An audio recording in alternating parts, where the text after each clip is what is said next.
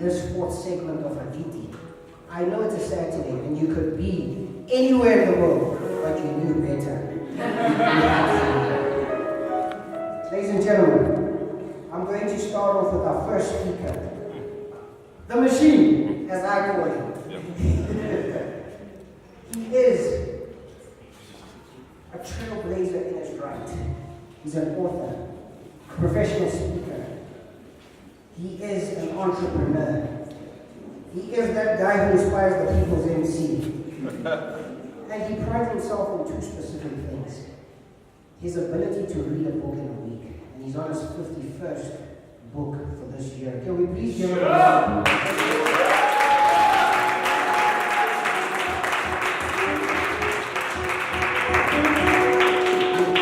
They say blacks don't read, but this man is changing the status quo.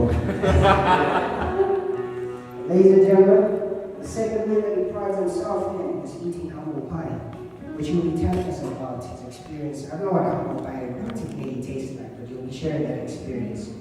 And his speech, or rather his story, is titled From the Prince to the Pauper. Ladies and gentlemen, please help me give a warm round of applause to Grant Senzani.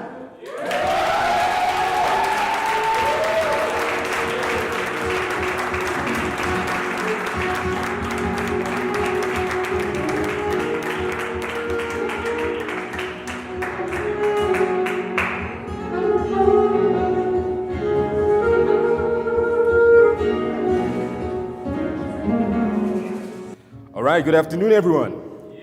You guys good? You guys good? All right. Now, most of you might not know this, but once upon a time, I used to be full of myself.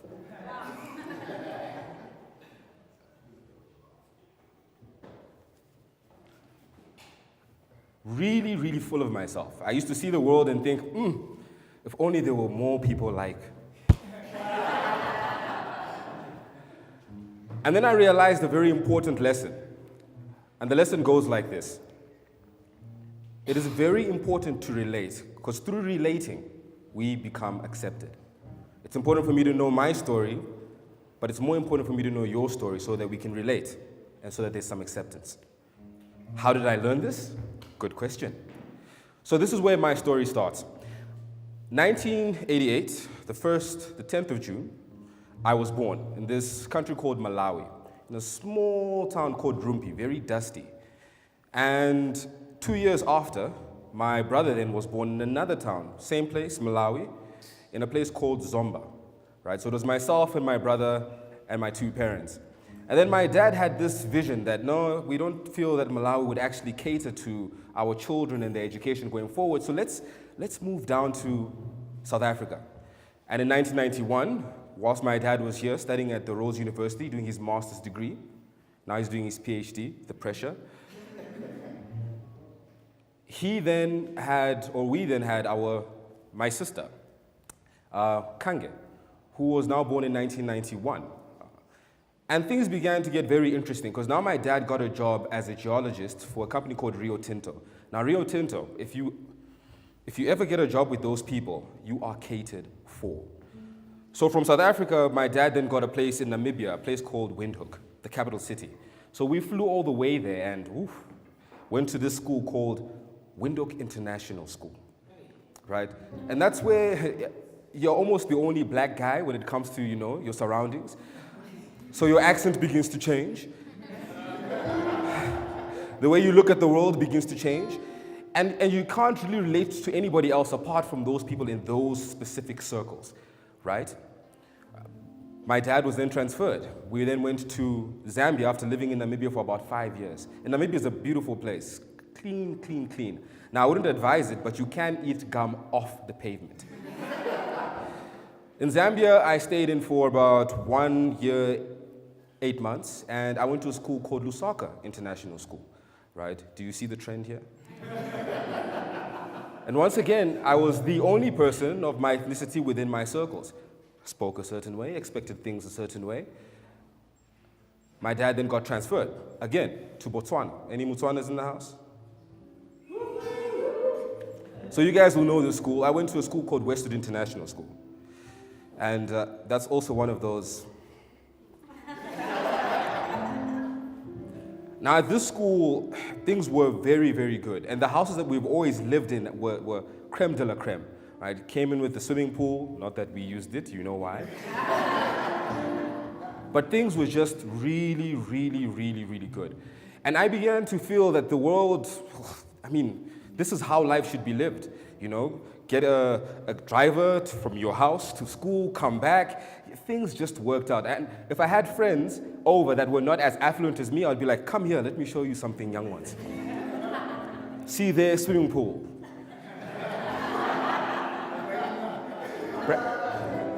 And then I'd look at my people that were helping and I'd say, guys, as me and my friends aim to languish, may you please bring us cold drinks and something for ourselves to eat on as we begin to deliberate and dabble on frivolous things. And which my friends would obviously say, Grant, you shouldn't talk to your mother like that. So life was really good. Life was very, very, very good. But like all great stories, there's always some sort of twist, right? And my twist was the following. My dad lost his job, just like Ezekiel. Now, the world that I'd come from was one that was filled with privilege. So I never understood what retrenchment actually meant. I remember one morning dialing my dad's office, you know, trying to understand what's going on here.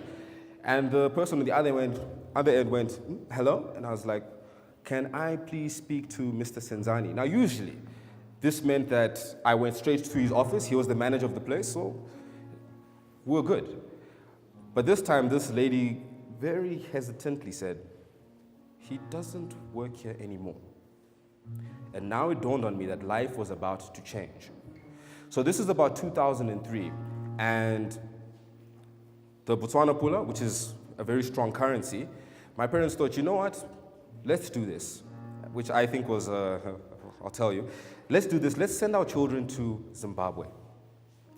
And in Zimbabwe, they've got these schools called Adventist schools, right? I was brought up as a Seventh-day Adventist. So they decided that they were going to send me to a Seventh-day Adventist school. And that time, like I said, the currency in Botswana was much, much stronger than Zim, so we could take advantage of that. So I remember going to Zim, from Gaborone, Botswana, drove all the way to Gweru in Zimbabwe, right? And Gweru is a very small town. That's a place you step in, and then you step out. That's how small the town is, right? And there's this huge monument in the center of Gweru, right? Huge, tall thing.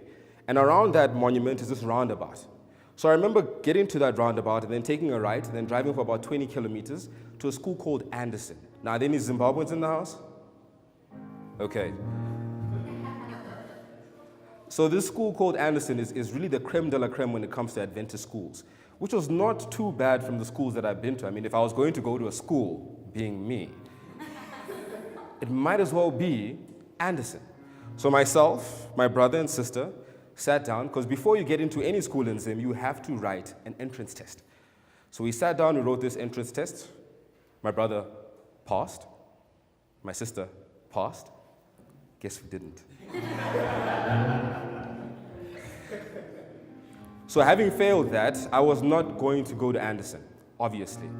And my parents, frustrated, drove all the way back to Gaborone, Botswana, all the way from Gweru, just myself and them. And they kept shouting at me. Now, I still don't understand why, because I wasn't marking my paper.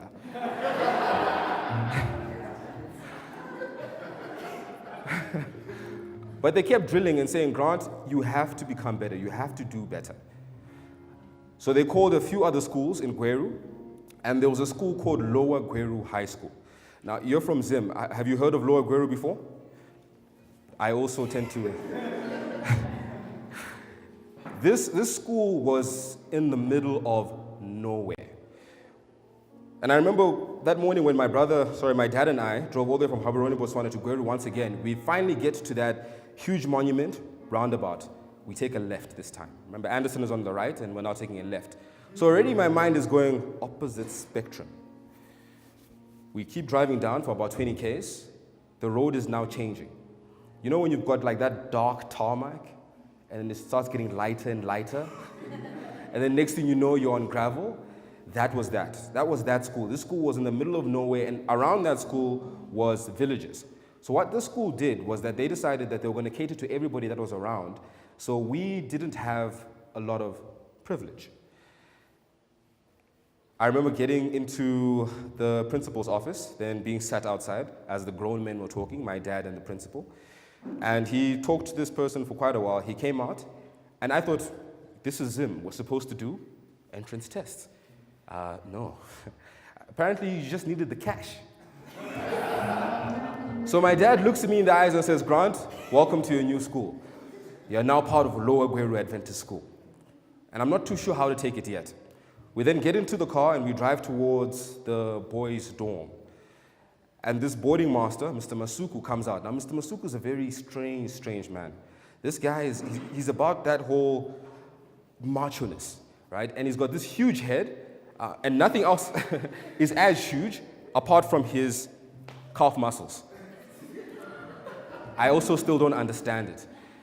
And he's talking to my dad, and we then get into a discussion, the three of us, on what's going to happen next. So he looks at my dad and says, don't worry. Doesn't matter what happens in the school, Grant is going to become like us. If we eat scorpions, he'll eat scorpions. If we eat anything, he'll eat that as well.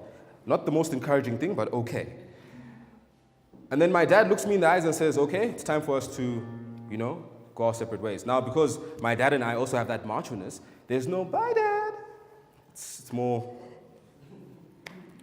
And then he drives off. But I could tell by the eye contact that my dad and I had that something was about to change. Because bits of my heart started breaking. Because I was now in a place that I just had no idea what was going on. This was the first time I looked around and I'm like, there are no white people here. What's going on? So this boarding master takes me to my room and I meet this friend of mine called Todzai. And Todzai, he starts taking me through the paces. This is how we do things here. This is what you should expect. And this is in the evening. So the next thing you know is that we're supposed to start sleeping. So I'm lying down on my bed, and Les Brown has that saying, if you fall down, make sure that it's on your back because it'll mean that you're looking up, right? So I looked up and there was no ceiling. And I thought this was probably going to be the worst that things will get. In the morning, I wake up, Todzai then says, let's go and take a shower. Now, in my private schools, you don't say stuff like that to another guy. But I'm following protocol. So him and I go to what they call the bathroom, and there's this string of gentlemen all lined up, bathing from the sinks, all naked. Now, in private school, everybody has their store, right? You dress up in that store, you come out dressed.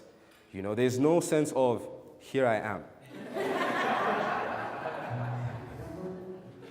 But when you looked to my left, there was just a string of gentlemen all naked. And Todzai, he doesn't even think about it. He just undresses, takes this piece of plastic, plugs the sink, turns up the water, and he starts showering or bathing.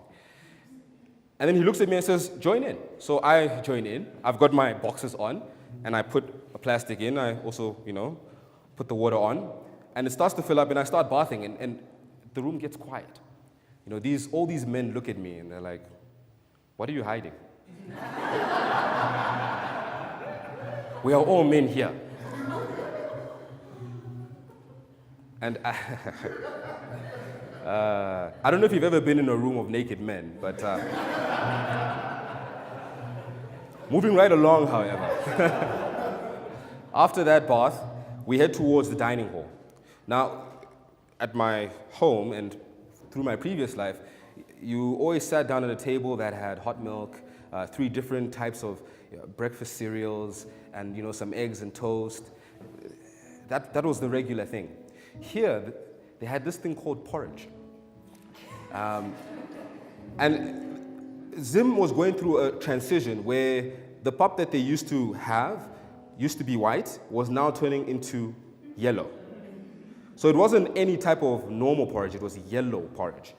And the place that they sat me at was a place where everybody had a disability, apart from one girl who sat right in front of me, who was who was blind with one eye, right? The other eye was...